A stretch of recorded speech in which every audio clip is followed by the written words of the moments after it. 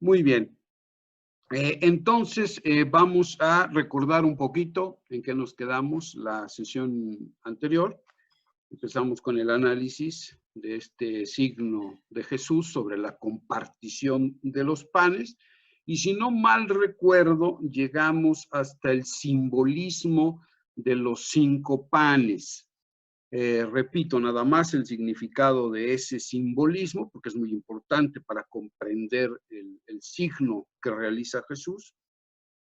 El número 5 hace referencia simbólica a la Torá, es decir, a los 5 rollos de la ley, se llaman así, al Pentateuco, como nosotros los conocemos, son los 5 primeros libros de la Escritura, que era, digamos, el símbolo de la ley, aunque la ley judía en tiempos de Jesús ya abarcaba no solo los 5 rollos de la ley del Pentateuco, sino que también abarcaba los escritos proféticos y también los libros de sabiduría, los sapienciales, los poéticos, ya este corpus de textos sagrados formaban lo que se conocía como la ley, pero a efectos simbólicos, el número 5 hace referencia a la ley.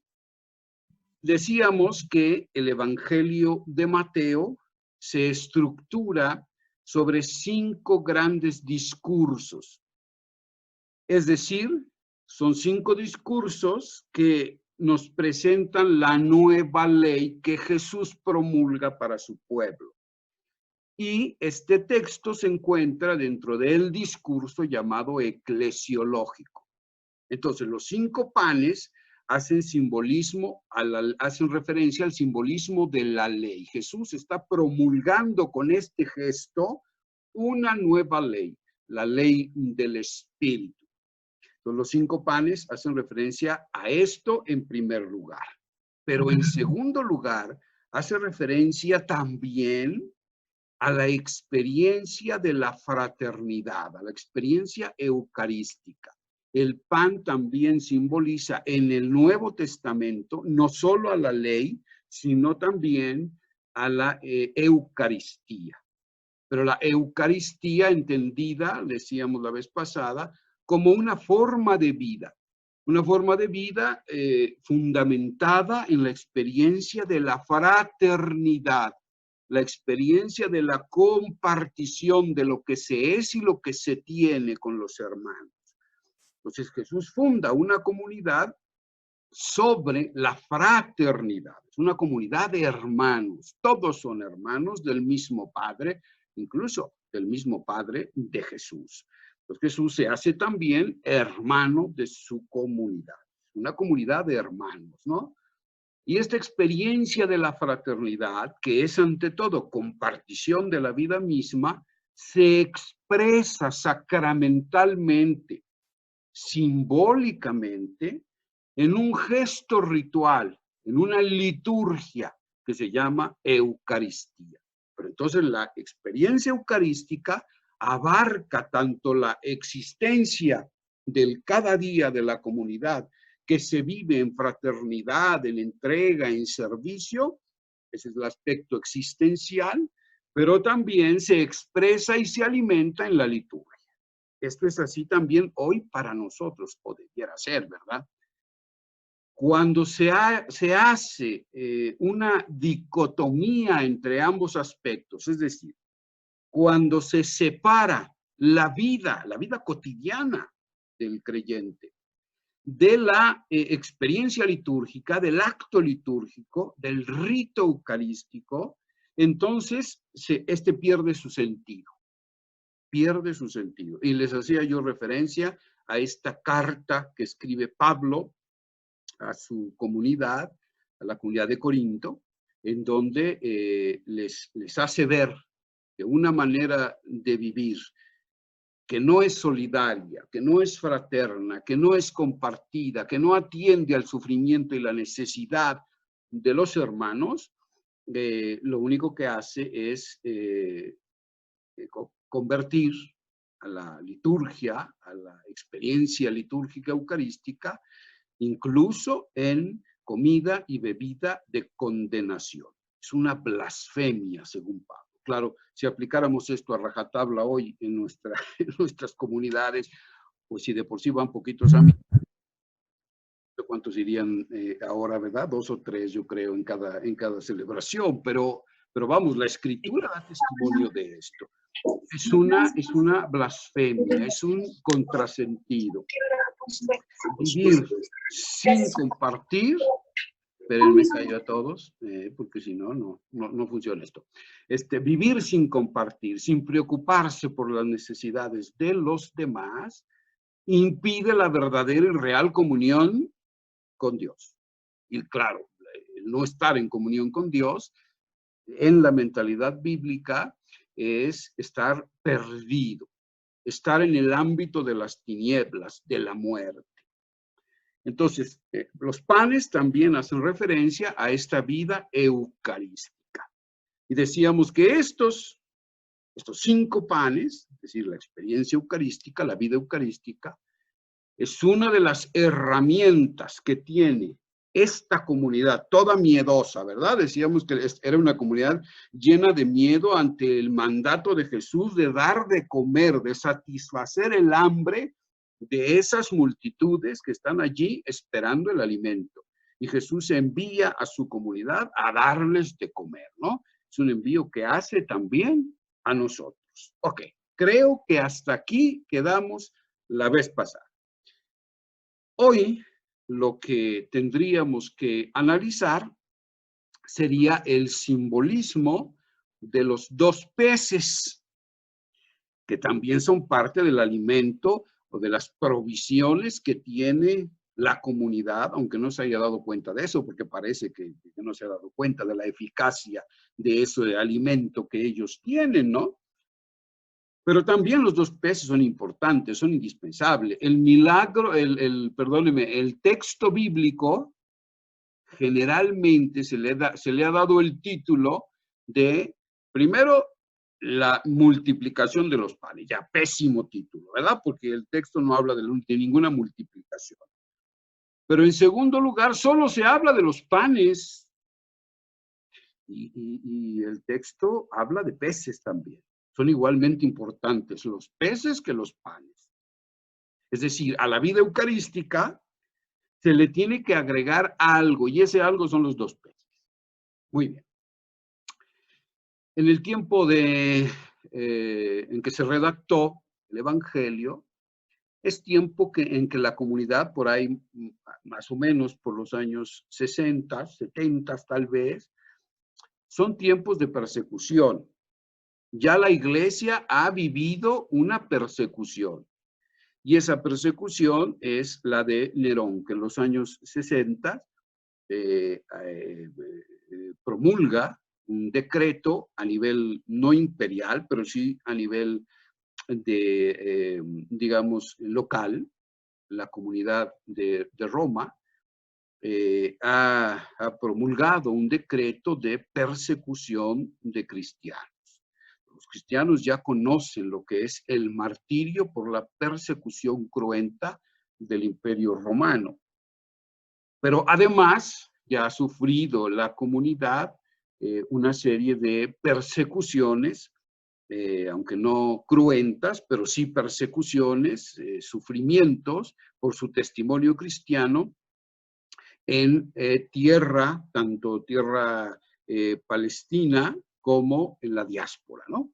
Entonces ya saben lo que es esto. Y la persecución lo que origina es, en primer lugar, que la comunidad se repliegue sobre sí misma, busque protegerse.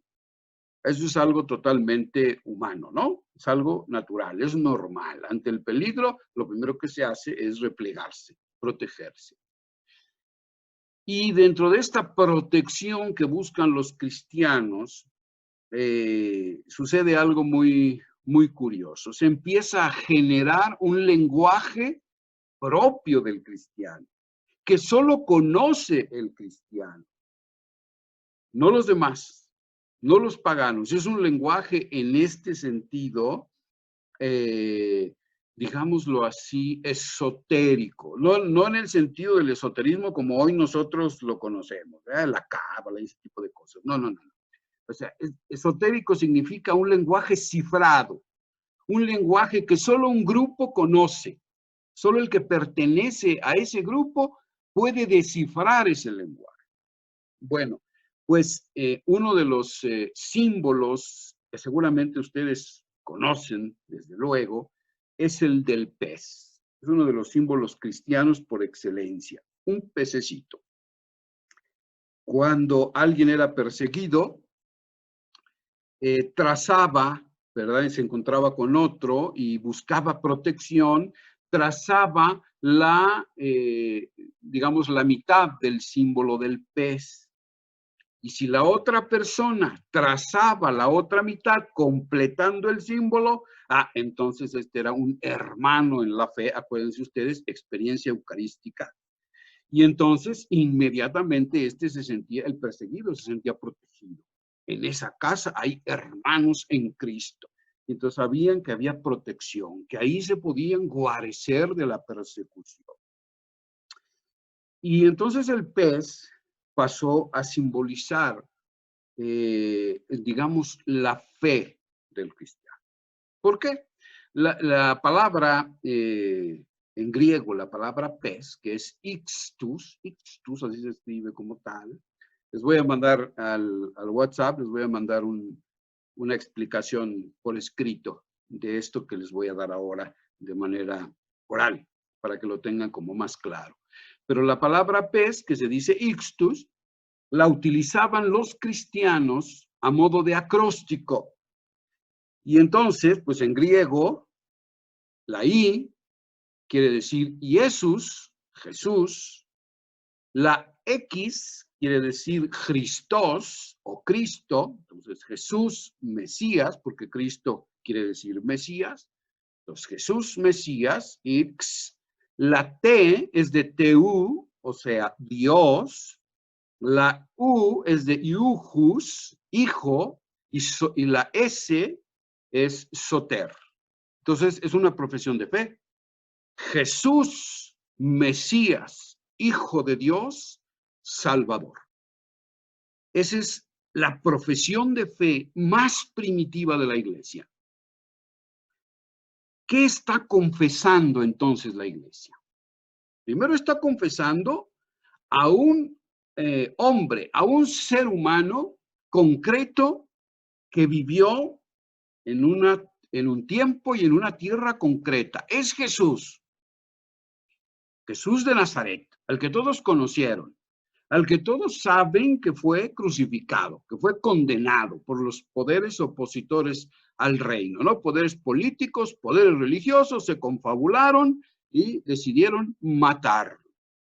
A ese Jesús que ellos conocieron, que ellos vieron hacer signos poderosos, que ellos escucharon hablar sobre las maravillas del reino. A ese Jesús se refiere la confesión cristiana, no a otro. Ahora estoy empezando a hacer una serie de videocápsulas cortitas, estoy subiendo a YouTube este jueves. Bueno, ya hice la invitación la semana pasada, este jueves se estrenará la primera videocápsula que es sobre reflexiones cristológicas y espirituales, es decir, sobre el misterio de Cristo y las repercusiones que en la vida del individuo tiene el misterio de Cristo. Y el primer temita, no me voy a espolear yo solito, ¿verdad? Pero el primer temita será de la importancia de la historicidad de Jesús. Porque es importante que Jesús sea un personaje histórico y no como algunos teólogos liberales promulgaron que no importaba la historicidad de Jesús, que lo que importaba pues era el mensaje que ese personaje literario de los evangelios aportaba al mundo contemporáneo. Entonces, no importaba realmente si Jesús había existido o no, lo que importaba era el mensaje que ese personaje literario aportaba al mundo, que eso era lo que salvaba. Esa postura liberal no se da cuenta que vacía de contenido a la fe cristiana. La fe cristiana se fundamenta en la historicidad de Jesús. Si Jesús no fue un personaje histórico que existió, entonces la fe cristiana es vacía. No tiene sentido. Porque la encarnación es el fundamento de nuestra fe. Nosotros afirmamos que Dios, en la persona del Verbo eterno, segunda persona de la Santísima Trinidad, se encarnó y que el Verbo encarnado se llama Jesús de Nazaret. Y que inclusive en la resurrección, esa persona histórica llamada Jesús de Nazaret subió a los cielos y está sentada a la derecha del Padre, y desde allí vendrá con poder y gloria. Es decir, la humanidad, no solo la de Jesús, la humanidad de cada uno de nosotros está ya en el seno de la Trinidad, incoada, anticipada en la humanidad resucitada de Jesús de Nazaret. Ese es el fundamento de la fe cristiana. Por eso afirmamos que la Pascua de Jesús, es decir, la resurrección de Jesús, nos salva, es la nuestra, porque ha resucitado su humanidad. Claro que sí. Entonces la historicidad de Jesús es fundamental. De todas maneras, vean ustedes la videocápsula, ya se los anticipé, pero véanla, es interesante, son reflexiones fundamentales para la fe cristiana, ¿no?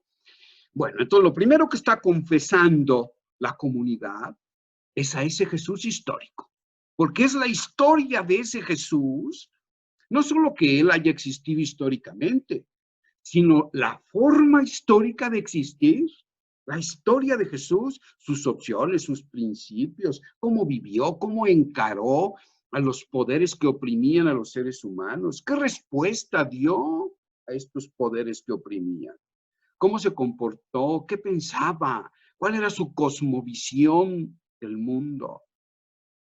Eso es lo que nos salva, su historia. Una historia que nosotros tenemos que asumir también. No repetir como si fuéramos, no sé, ventrílocos, ¿verdad? Estamos imitando absurdamente la vida de Jesús, ¿no? Luego hay hasta algunas sectas pseudocristianas, ¿verdad? Que se visten a la usanza de los cristianos del tiempo de Jesús, como si supiéramos realmente cómo se vestían, ¿verdad? Porque eso es también un poquito difícil de precisar históricamente. Pero ellos piensan que imitar a Jesús significa hablar como Jesús, como si supiéramos también cómo hablaba Jesús, porque para empezar Jesús hablaba en arameo y no utilizaba los términos que después fueron traducidos al griego y de ahí a las lenguas vernáculas, ¿no? Entonces, pues es un absurdo pretender imitar así a Jesús. Se trata de configurar nuestra propia historia en la historia de Jesús. En la historia de Jesús. Ser otros Cristos en nuestro propio contexto, en el que vivimos cada uno de nosotros. Cada uno de nosotros tiene un contexto distinto, ¿no? Tenemos un macro contexto que nos es común, nuestro México. Pero también tenemos un microcontexto familiar, social. Tenemos nuestra propia manera de entender la vida, etc. Bueno, esa nuestra historia particular tiene que ser configurada desde los principios y valores de Jesús de Nazaret. Y eso es lo que nos salva. No es algo mágico. La salvación no es algo mágico. Va a decir, Jesús ya se murió en la cruz y entonces su sangrita, ¿verdad? Mágica, pues ya nos salvó. Pues no, la salvación es algo mucho más complejo. La sangre simboliza la vida entregada y entregada de una manera concreta. En su historia sabemos cómo entregó la vida a Jesús y tenemos que vivir esa misma historia en nuestro propio contexto. Bueno, todo esto es lo que confiesa y más. Todo esto es lo que confiesa la comunidad cristiana cuando hace relación al pez, ¿no? Primero que nada, la humanidad de Jesús. Es ese Jesús al que nosotros confesamos como Mesías. Y ¿Qué significa Mesías? Porque también se utiliza, para empezar, tenemos que aceptar ciertas cosas, a veces nos cuesta trabajo, pero tenemos que aceptarlas. Jesús no aceptó para sí mismo el título de Mesías. No lo aceptó. No le pareció adecuado. ¿Por qué? Porque la gente tenía una idea del Mesías como un salvador cuasi mágico que iba a venir a solucionarles la vida. Eso era el Mesías. Un Mesías guerrero, un Mesías que iba a derrotar a los enemigos, un Mesías que iba a volver a instaurar la grandeza en el reino de Israel. En ese Mesías creían, un Mesías guerrero, un Mesías político, que les iba a satisfacer el hambre, que les iba a llenar la panza, ¿verdad? Además de solucionarles otra serie de problemas. Son esos mesianismos mágicos que dicho sea de paso, nosotros no hemos terminado de superar del todo, ¿eh? O sea, nosotros en muchos ámbitos de la vida seguimos esperando mesías, ya sean religiosos, políticos, no sé, de cualquier tipo, espirituales, ¿verdad? Que nos vengan a solucionar la vida. Y nosotros nada más seguir como borreguitos, ¿verdad? Pues resulta que pues Jesús no acepta eso. De hecho, en el texto de Mateo no aparece, pero en el texto de Juan va a aparecer un dato bien interesante en el paralelo de Juan sobre este mismo relato de la compartición de los panes. La causa por la cual Jesús se encoleriza, una vez que termina, que se realiza este siglo maravilloso, de repente Jesús se enoja, ¿verdad? Y despide a sus discípulos y los corre a una barca, corren, vayan ustedes, adelántense, y yo despido a la gente y después se va solito a orar, porque se lo lleva a pifas, como decía mi abuelita, ¿verdad? O sea, está enojadísimo. ¿Por qué? Juan nos da el dato, porque esa gente quiere hacerlo rey. ¿Por qué? Pues porque les ha llenado la panza, les ha solucionado la vida, ya está, vamos al desierto, vamos a seguir al Mesías, Él nos va a satisfacer nuestras necesidades más urgentes. O sea, la responsabilidad, pues mira, pues a ver quién la toma, ¿verdad? Porque nosotros nada más queremos a un Mesías mágico, a un Mesías político. O sea, Jesús, pues no lo entienden. No entienden su signo, pero ya me estoy adelantando. Vámonos antes. Mesías, entonces, ¿qué significa? Si Jesús no aceptó este término por este equívoco que había en la concepción de Mesías, con la cual él no se identifica, ¿qué significa entonces que la comunidad lo confiese como Mesías? Porque había un aspecto de esta figura enigmática del Mesías que sí que se puede aplicar perfectamente a Jesús. El Mesías era aquel que iba a recapitular la historia de Israel, es decir, iba a llevar a cabal cumplimiento las promesas recibidas por los padres, por las promesas antiguas, que no se habían cumplido, no se habían cumplido. Abraham había recibido una promesa, ¿no? Una descendencia tan grande que iba a ser incontable. Pues 2 hijos, 2 hijos tuvo Abraham, así como incontables, pues no, ¿verdad? Entonces esas promesas no habían llegado a su cumplimiento. Ser Mesías significa que Jesús cumple, lleva a cabal cumplimiento esas promesas. Y por lo tanto tiene una aplicación espiritual inmediata. Jesús es aquel en el cual nosotros podemos reconciliarnos con nuestro pasado, con nuestra historia. Todos nosotros andamos por la vida cargando, aunque no lo queramos reconocer o no podamos reconocerlo, todos nosotros tenemos en nuestra historia un bagaje de dolor, un bagaje de angustia, un bagaje de rencor, que andamos trayendo en las espaldas. Es una historia con la cual no nos queremos reconciliar, pero es nuestra historia y nosotros en buena medida somos nuestra historia. Esta irreconciliación, esta esquizofrenia en nuestro ser, de no reconocer, de no asumir con paz y gozo y perdón nuestro pasado doloroso, es causa de muchas enfermedades, y no solo espirituales, de muchas enfermedades, incluso psicosomáticas. Es un peso enorme el que andamos cargando. Es extraordinaria la buena noticia. ¿Cuál es la buena noticia? En Jesús podemos reconciliarnos con el pasado. Él nos enseñará cómo. Por eso, en el mensaje de Jesús, el perdón es fundamental. Pero no solo el perdón al enemigo externo, también el perdón al enemigo interno. Una de las peores cosas es no querer perdonarnos a nosotros mismos. Jesús Mesías es aquel que nos reconcilia con todos, con los enemigos externos y con los enemigos internos. Él es el que nos reconcilia incluso con el Padre, ¿no? Eso es lo que significa Mesías, la recuperación reconciliada de nuestra historia. Todas las promesas que hemos esperado y anhelado a lo largo de nuestra historia se cumplen en Jesús de Nazaret. Todas se cumplen. Entonces es cuestión que lo dejemos entrar en la vida.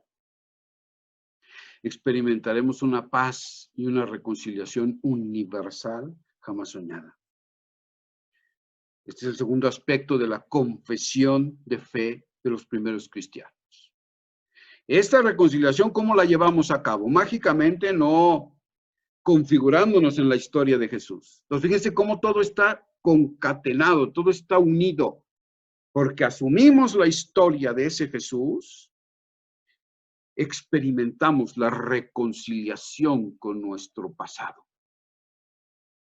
Recuperamos el sentido de la vida. Pero la cosa no para allí. Tenemos algo más en Jesús. Él nos da algo más. ¿Qué es? Hijo de Dios. Hijo de Dios. Es una categoría, la primera categoría, la del Mesías, es una categoría eminentemente judía. Los paganos no tenían la más peregrina idea de lo que significaba Mesías. Para nada. Pero Hijo de Dios es una categoría universal. La conocían los judíos, efectivamente, pero también los paganos.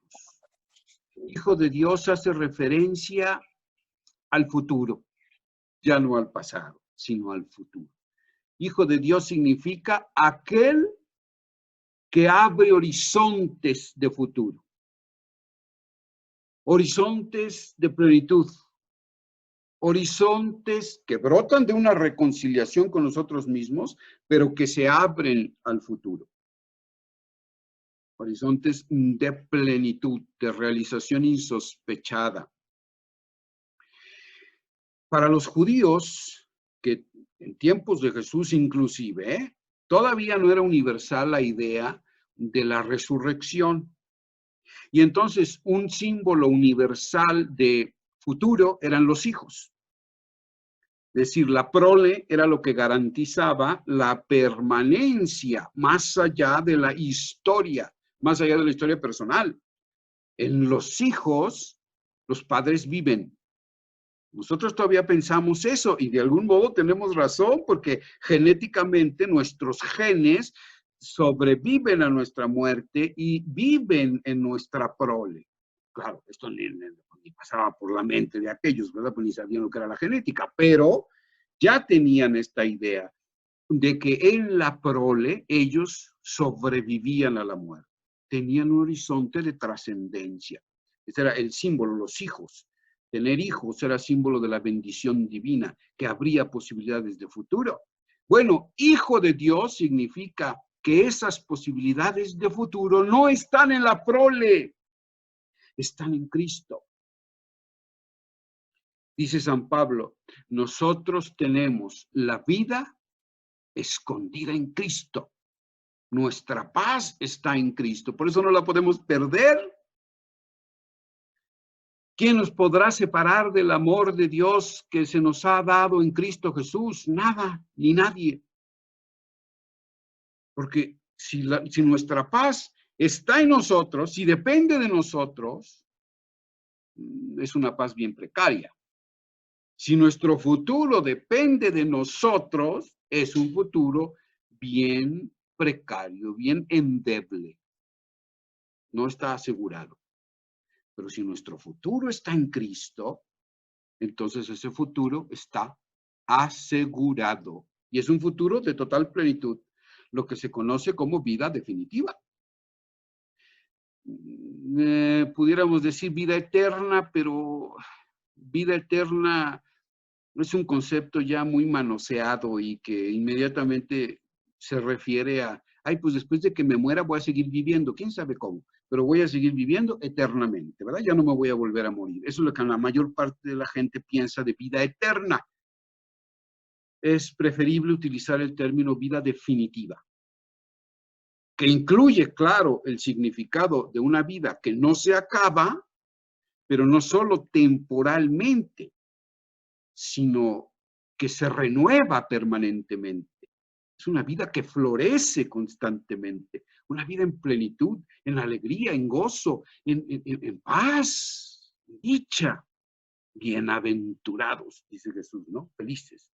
Ya lo veremos en el siguiente curso. Entonces, hijo de Dios significa eso, futuro. Un futuro que se abre ya en la configuración de nuestra vida en la historia de Jesús, que nos reconcilia con nuestro pasado y entonces se abre a horizontes de futuro insospechados. Por eso es Salvador. Por eso. O sea, Salvador, soter, significa eso, Salvador, y es la última parte de la confesión cristiana. Ese Jesús que es el Mesías, el Christos, que es el Hijo de Dios, por eso es nuestro Salvador. ¿Por qué es Mesías? Porque es Hijo de Dios, por eso es nuestro Salvador. Cuando configuramos nuestra vida en la historia de Jesús, nos reconciliamos con nosotros mismos y con el cosmos entero, y se abren horizontes de plenitud de vida definitiva, entonces vivimos de salvados. Entonces podemos confesar que Jesús es soter, que Jesús es Salvador auténticamente. Entonces ustedes pueden darse cuenta que es una confesión extraordinaria la que hacen los cristianos. No solo están diciendo, ay, Jesús es Diosito y me va a salvar una vez que me muera. No, lo que está confesando el cristianismo primitivo, esta comunidad cristiana, es que en Jesús el hombre encuentra la plenitud de la vida, que no hay otro camino, que todas nuestras taras, nuestras angustias, nuestros miedos, todo tiene solución en Cristo. Por eso Juan Pablo II, San Juan Pablo II, ¿verdad? Empieza su pontificado con un documento de extraordinaria belleza, Redemptor Hominis, en el que empieza invitando con singular fuerza a abrir nuestro corazón a Cristo, a no tener miedo. Abrid las puertas de vuestro corazón de par en par, dice Juan Pablo. Solo en Él el hombre encuentra su identidad y su horizonte de futuro. Solo en Cristo. Eso es lo que anhelamos, reconciliarnos con nuestro pasado y perder el miedo a un futuro incierto. Pues eso es lo que nos causa el miedo, ¿o no? ¿O qué es lo que nos causa miedo? Incertidumbre, angustia. Los dolores que traemos cargando, pero también el miedo a un futuro incierto. En Cristo está la solución, en Cristo está la solución, ahí está. Y nuestra vida se puede configurar en la historia de Jesús en cualquier circunstancia de la vida, en cualquiera. Tenemos testimonios, ¿no? De personas que vivieron esta realidad encerrados, literalmente, no por pandemia, encerrados en una prisión. Y allí encontraron libertad, en campos de concentración. Y allí encontraron a Cristo, y encontraron la reconciliación con su pasado, y encontraron el horizonte de futuro que le dio sentido a su vida. Cristo es el sentido de la vida humana. Como decía el cardenal Hans Urs von Balthasar, Cristo es el corazón del mundo. Cristo es el corazón del mundo, el corazón es el que da vida. Y no solo del mundo, es nuestro corazón. Nuestro corazón. Ok. Entonces, ¿qué tiene la comunidad para dar de comer a las multitudes hambrientas que buscan ese sentido, que buscan ese pan? Tiene todo lo que se necesita. Experiencia fraterna de comunidad, vida que se celebra en comunidad, vida que se alimenta en comunidad, y tienen a Jesús como Mesías, Hijo de Dios y Salvador. Eso es lo único que tiene la comunidad, pero es lo único que se necesita. Entonces tiene todo. Una cosa bien importante que hay que aclarar, no es una salvación metahistórica. El cristianismo no es una experiencia para más allá de la historia, una experiencia espiritual, una experiencia que no tiene raigambre en la historia y en la vida cotidiana. Eso no es cristianismo. El cristianismo, la vida definitiva, empieza aquí, en nuestra propia historia. La salvación o se experimenta aquí en la historia o no se experimenta nunca. Si estamos esperando a morirnos para vivir la experiencia de la salvación, pues estamos fregados. Porque resulta que va a llegar ese momento y pues como aquí no lo vivimos, pues no vamos a reconocer ninguna salvación allá. Fíjense ustedes el calibre de la proposición cristiana para el mundo, ¿eh? Ni más ni menos que el horizonte de sentido, el sentido de la vida humana. Sin embargo, adelantando ya un poquito más en el texto, Jesús, fíjense ustedes lo que hace Jesús, esto es de capital importancia. Ok, Jesús invita a la comunidad a darse cuenta de lo que tiene. Si ustedes ven el texto, Jesús les dice a sus discípulos, ¿qué tienen ustedes? ¿Ah? Ellos dudan y dicen, oye, ¿cómo? Vayan a comprar porque nosotros pues no tenemos para darles. Entonces Jesús los invita a la introspección. Es decir, ¿qué tienen ustedes? Y esto también es de una aplicación espiritual maravillosa, maravillosa. Este texto da para un programa de desarrollo espiritual completito, completo. Jesús invita a que entres dentro de ti. ¿Qué tienes? Para dar de comer a estas multitudes, ¿qué tienes? Y entonces es un camino de introspección. Primero, habría que revisar mi experiencia eucarística. ¿Cómo estoy viviendo eso? ¿Realmente estoy viviendo una vida eucarística toda ella?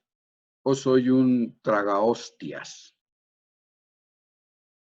¿Un consumidor de sacramentos? ¿O realmente mi vida es una vida de fraternidad? Una vida de compartición de lo que soy y lo que tengo. Aquí es una invitación al análisis personal y comunitario, porque Jesús se dirige a la comunidad, ¿eh? Claro, a cada uno de nosotros en lo individual, pero también a la comunidad. Entonces, primero, pues si no estoy inserto en una comunidad, pues es lo primero, porque si no, no hay vida cristiana, para empezar. Y entonces me inserto en una vida comunitaria y luego en esa vida comunitaria tengo que empezar a vivir la fraternidad. Empezar a descubrir a los otros como hermanos, que también es un don, por cierto, ¿eh? Es parte del shalom, de la paz donada por Jesús en su Pascua. Shalom, la paz, la paz. Uno de los componentes esenciales de la paz cristiana es el descubrir al otro como mi hermano, no como mi enemigo. La raíz de todos los males, ¿cuál es? Pues sentir, percibir al otro como mi enemigo, con el que tengo que enfrentarme en la lucha por la vida. El otro es mi hermano. Como decía Facundo Cabral, puede ser que tengamos hermanos jodidos, pero son nuestros hermanos.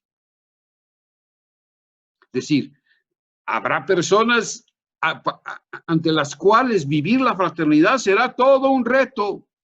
Pues sí, pero Jesús nos envía a amar a los enemigos, ¿no? Cuanti más a los hermanos. Descubrir al otro como mi hermano. ¿Cómo estoy viviendo la fraternidad? Con todo lo que esto significa. Primer paso, ¿no? De la revisión espiritual a la que nos invita este texto. Después, ok, ¿cómo estoy viviendo cada uno de los aspectos que la confesión de fe cristiana, a los cuales la confesión de fe cristiana me invita? Es decir, ¿cómo estoy configurando mi vida en la historia de Jesús? ¿Desde qué principios y valores estoy viviendo los retos de mi propia vida? Digo, de verdad, el Evangelio no es complicado, es sencillo, el Evangelio es sencillísimo de entender, complicadísimo de vivir, ¿verdad que sí? Porque lo queremos vivir desde categorías que no son las de Jesús.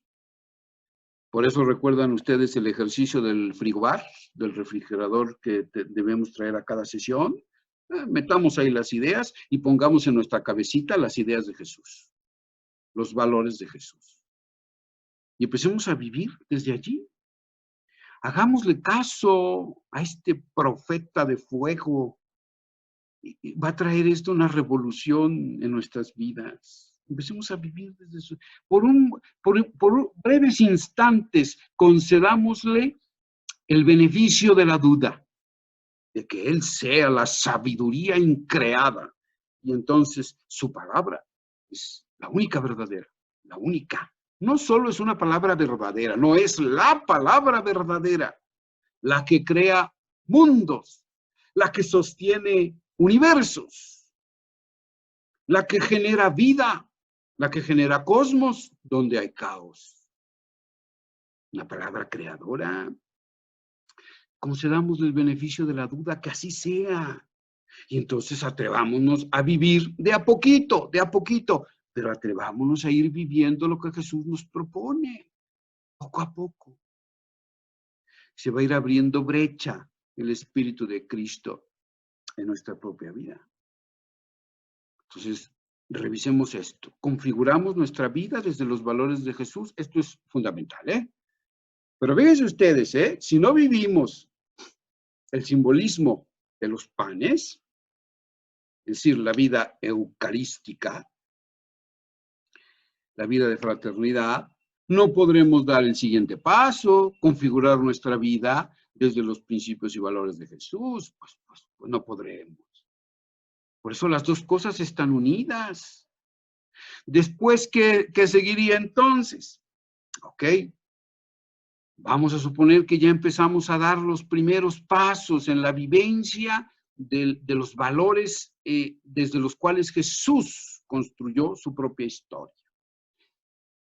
Después tenemos que experimentar la reconciliación con nuestro pasado.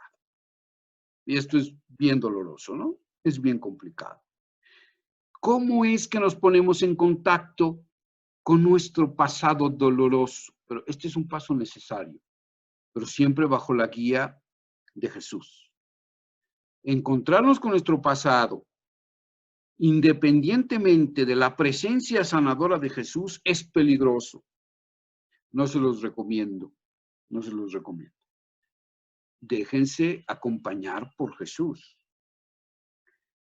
que nos viene como pastor a través de muchas instancias, ¿no? Tenemos pastores que son delegados de Jesús. Dejémonos acompañar por pastores espirituales que nos guíen en este proceso de reconocimiento y sanación de nuestro pasado, que Cristo será el que sane, Él será el que sane, pero es necesario una guía. Pero sin duda hay que encontrarnos con ese pasado doloroso, si no, no lo vamos a superar y no vamos a vivir a profundidad el mesianismo de Jesús.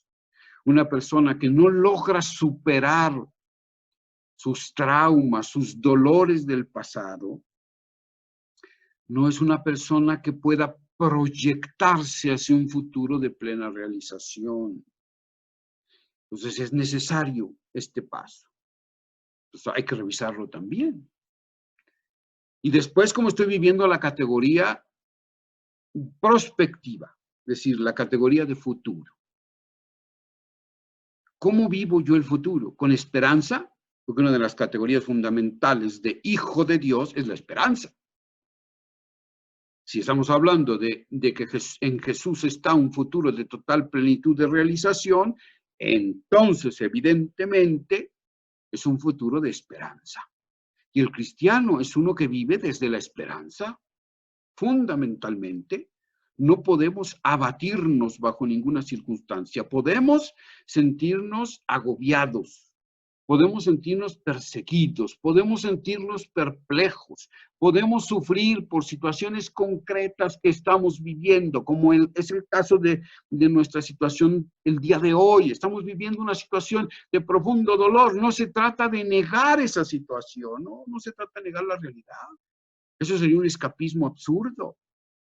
Se trata de vivirla desde Cristo. Y la esperanza no es una categoría humana, es un don divino, ¿no? Es un don del Espíritu que recibimos en el bautismo. La esperanza es la fuerza que nos permite vivir en las categorías dolorosas, ambiguas del presente, pero vivirlas con la mirada puesta en las cosas del cielo. Esa es la esperanza. Porque las cosas del cielo son ciertas en Cristo Jesús. Él ya ha cumplido las promesas del pasado. Él es la revelación definitiva del Padre. Ya no hay más que esperar, no hay más revelación que esperar. Él ya ha dado su vida por nosotros, la ha entregado. Ese futuro de plenitud es una realidad ya. Dice Jesús en el Evangelio de Juan, yo voy a la casa de mi Padre a prepararles su morada. Y hay muchas, es decir, hay multitud de moradas. Hay límite en las moradas. Tenemos un lugar asegurado en el corazón del Padre, que es la morada de Cristo. ¿Dónde vive Cristo? En el corazón del Padre. Y ahí es donde nos prepara las moradas. Esa es nuestra morada final. Y ya es una realidad. Ya es una realidad. Eso debe generar esperanza. Debemos vivir nuestras situaciones históricas, por duras que sean, desde la esperanza cristiana, no desde un optimismo ridículo y barato y que no tiene sustento en la realidad. Eso es pavovalicones. No, vivimos fundados en la esperanza, firmemente anclados en la esperanza que es Cristo Jesús. Dice San Pablo que la creación entera gime con gemidos indecibles como de parto hasta que llegue su consumación en Cristo Jesús. La historia hoy está siendo ya conducida por Dios hacia su plena consumación en Cristo a través del poder del Espíritu. Dios actúa, aunque no lo veamos, aunque no lo percibamos, aunque lo que veamos sea la portada aterradora de ciertos sucesos que hoy nos agobian. Pero la esperanza cristiana nos permite ver la acción de Dios aún en esos acontecimientos. Sí, en la oscuridad de la fe, sí. La fe muchas veces es oscuridad. lo es. Los grandes místicos de la tradición cristiana hablan de la noche oscura, hablan de la nube del no saber, hablan de un fuego que es oscuridad. Paradojas increíbles, ¿no? Simbólicas, evidentemente, porque hablar de esas realidades con palabras humanas es imposible. Pero la experiencia cristiana se fundamenta en la esperanza. Y esa la encontramos en Jesús. Hacer la experiencia de Jesús. Fíjense ustedes que todo parte de una experiencia bien concreta, ¿eh? Bien concreta. Configurarnos en la historia de Jesús. Empezar a vivir eso. Y eso despliega todo el cúmulo de posibilidades. Eso nos ayuda, nos mete en la dinámica del misterio cristológico, del misterio de Jesús. Y entonces lo empezamos a descubrir como Mesías. Entonces lo empezamos a descubrir como Hijo de Dios. Entonces lo empezamos a descubrir como nuestro Salvador. Entonces Jesús invita a eso. Primero reconozcan eso. Si no reconocen eso, si no experimentan eso, pues ¿con qué van a alimentar a las multitudes? Si eso no es vivido por la comunidad cristiana, pues entonces el pan que se le ofrece a la multitud, pues no es un pan que sacie. Porque finalmente, ¿cuál es el pan de vida? Jesús dice, no, yo soy el pan de vida, yo soy yo soy el agua viva.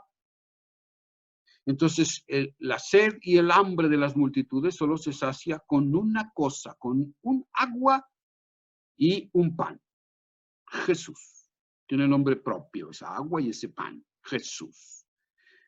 Pero Jesús ha hecho vida. ¿Cómo puedo yo comunicar a los otros esa vida?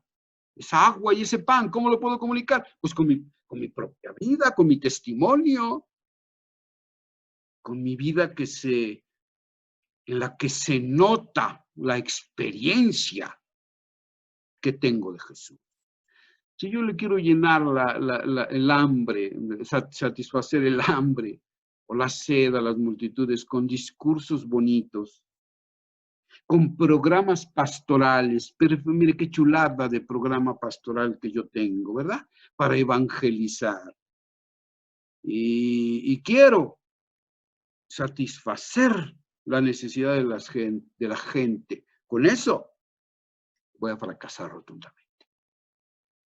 Por eso decía Karl Rahner que el cristiano del siglo XXI, pues o es un cristiano místico o no es cristiano en absoluto. La mística es la experiencia de Dios, eso es la mística, no otra cosa. Hacer experiencia de Dios que transforma la vida. Si el cristiano solo está lleno de ciertas ideas y creencias religiosas, créanme que es como en aquella parábola donde Jesús dijo con unas palabras durísimas, pero son del Señor, ¿verdad? No mías. En donde dice, vosotros sois la luz del mundo. Vosotros sois la sal de la tierra. Y hablando de la sal, dice, pero pues si la sal se desvirtúa, es decir, si pierde su fuerza, si pierde su identidad, aquello para lo cual fue llamada, su vocación, pues no sirve para nada.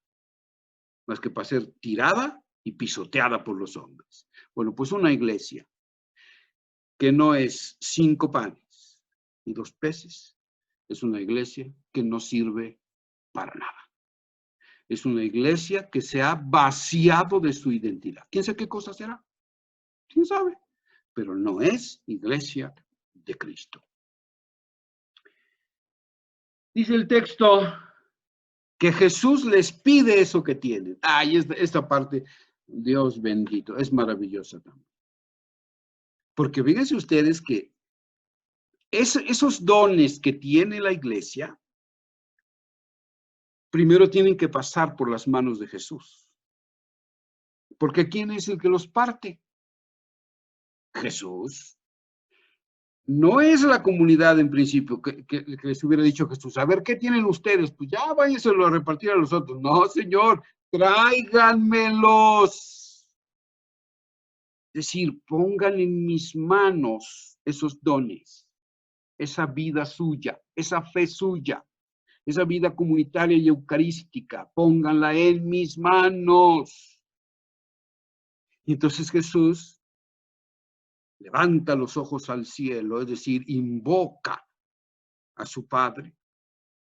El Padre efectivamente bendice eso que la comunidad tiene y entonces inicia la misión. ¿Cuántas veces olvidamos ese aspecto en la misión? Y ahí andamos haciendo misión y queriendo evangelizar al mundo, ¿verdad? Queriéndolo convertir más bien a nuestras ideas, o que se haga católico, quizá que tantas paparruchadas pensamos que es la misión. Y lo que menos ponemos es nuestros dones primero en las manos de Jesús, para que Él lo ofrezca al Padre. El Padre lo bendiga y entonces sí seamos enviados en el poder del Espíritu a saciar el hambre y la sed de las mujeres. Ese pasito se nos olvida. Y entonces, pues claro que no alcanzan los panes. Pues ¿cómo va a alcanzar? ¿Cómo van a alcanzar esos panes y esos peces si no los ponemos en manos de Jesús? Es Jesús el que los parte. Es Jesús el que inicia el signo. Dice Jesús los partió. No dice Jesús los multiplicó, ¿verdad? No dice eso. Dice Jesús los partió. Y se los dio a sus discípulos. Reciben el don del Padre, que es Cristo mismo. Pues este es un texto eucarístico, por Dios. Pero si la Eucaristía sale por todos los poros de este maravilloso texto, pues ¿qué no es eso la Eucaristía? Nosotros llegamos ante Cristo con lo que tenemos, con lo que somos, con nuestra fe y nuestro dolor, con nuestro pasado, nuestros miedos y nuestros sueños. Y los ponemos en la patena donde está Cristo. Y entonces Cristo mismo se ofrece al Padre, un holocausto perfecto. Y entonces subimos con Cristo al Padre y el Padre nos bendice y entonces sí, hacia el final de la Eucaristía, ¿qué pasa? Vayan a servir a Dios y a sus hermanos. La misión. Es un texto de verdad extraordinario que sobre todo tiene implicaciones espirituales maravillosas. Fíjense ustedes cómo, o sea, entender lo que es el relato, el texto de los milagros, es abrir un horizonte de plenitud espiritual extraordinario que va mucho más allá de responder a la pregunta, pero si multiplicó panes, eso no importa. O sea, esa pregunta no tiene ni siquiera sentido. O sea, lo que salva es el signo de Jesús. Eso es lo que salva, no el prodigio. Aquí, ¿qué es lo que nos salva a nosotros? Porque a aquellos 5,000, bueno, pues les llenó la pancita por una noche, ¿verdad? Pero a nosotros, ¿qué? ¿De qué nos serviría eso? En cambio, entender el mensaje del texto es actualizarlo. Es saber que hoy todavía el milagro puede seguir realizándose. Y digo puede porque no es magia.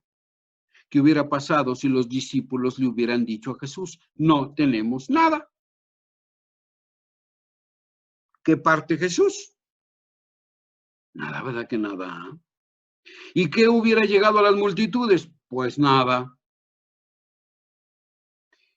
Por eso nosotros entregamos lo que tenemos, que aunque sea bien poquito, es el fundamento a partir del cual Dios genera el milagro.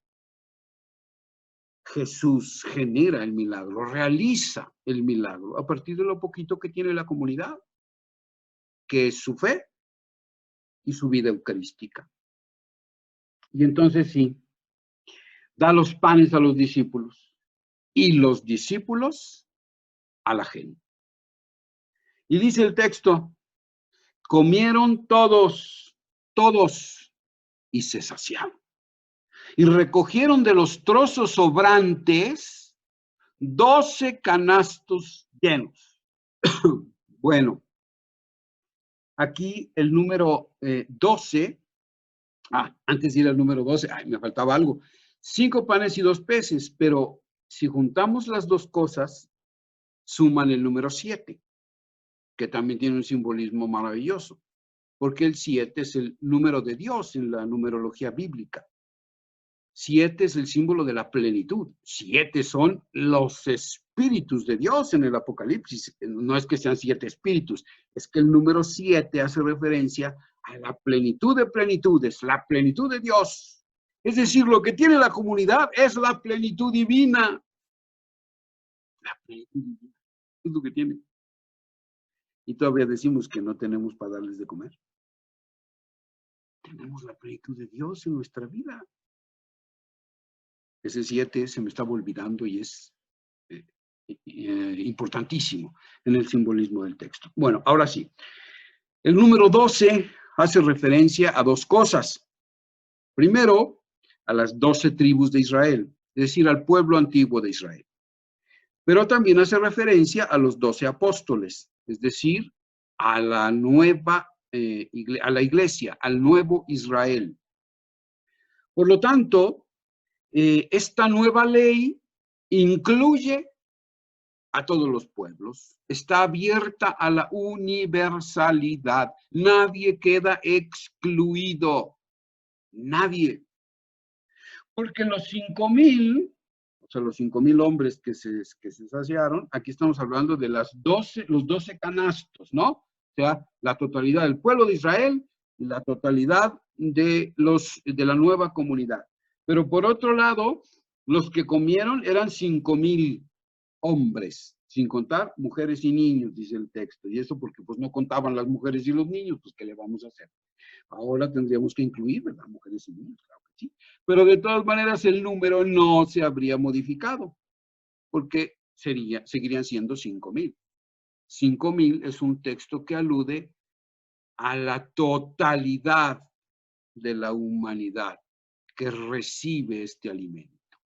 Por eso Jesús en otros textos dirá, por ejemplo, en el envío misionero, en el mismo Evangelio de Mateo, vayan a todas las gente, a toda la gente, a todos los pueblos, y bautícenlos en el nombre del Padre, del Hijo y del Espíritu Santo. Aquí les dice antes que yo he recibido todo poder en el cielo y en la tierra, ¿no? Entonces la comunidad es empoderada y es enviada a todos los pueblos. Aquí, en nuestro texto, simbolizada por el número 5,000. Y entonces, de esta manera terminamos este texto. Pues yo en mis sueños guajiros, ¿verdad? Pues pensé que íbamos a poder empezar el siguiente, pero bueno, ¿qué le vamos a hacer? Ya además vamos a tener una extra, ¿no? Así que ya no hay ningún problema. En la siguiente sesión analizaremos el milagro que está inmediatamente después de este que acabamos de analizar, y que es Jesús camina sobre las aguas y Pedro con él, ¿no? No se entiende ese pasaje sin este, por eso decidí unirlos. Forman ambos como un díptico, que es necesario leer el uno a la luz del otro. Les he enviado al WhatsApp, al grupo de WhatsApp, envié el texto del Evangelio de Mateo que vamos a analizar, y envié también una lectura muy interesante en perspectiva existencial sobre este signo, que no es tanto un análisis teológico, pero sí existencial, es decir, cómo impacta la vida del ser humano este signo. Son textos muy, muy bonitos, escribe muy bien Imbach, entonces les invito a que lo lean, y llegamos así con un cierto bagaje para nuestra siguiente reunión. Tenemos solamente unos minutitos, déjenme ver, me están escribiendo cosas, a ver si hay alguna pregunta que pueda yo responder. Ok. Ok.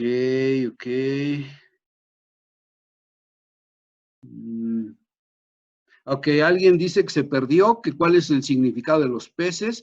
Les voy a enviar, para no repetir aquí toda la explicación, pero es una confesión de fe de la comunidad primitiva, es un acróstico formado por las palabras en griego de pez, ictus, pero se los mando bien explicadito ahí para no volver a repetir el significado. ¿Cómo sería una vida cristiana en comunidad con Jesús? Pues exactamente como la he descrito a lo largo de esta plática, ¿no? Una vida en comunión eucarística, una vida en comunidad y una vida fundamentada en Jesús como Mesías, Hijo de Dios y Salvador. Ahí está ya. Esa es la vida en comunión con Jesús.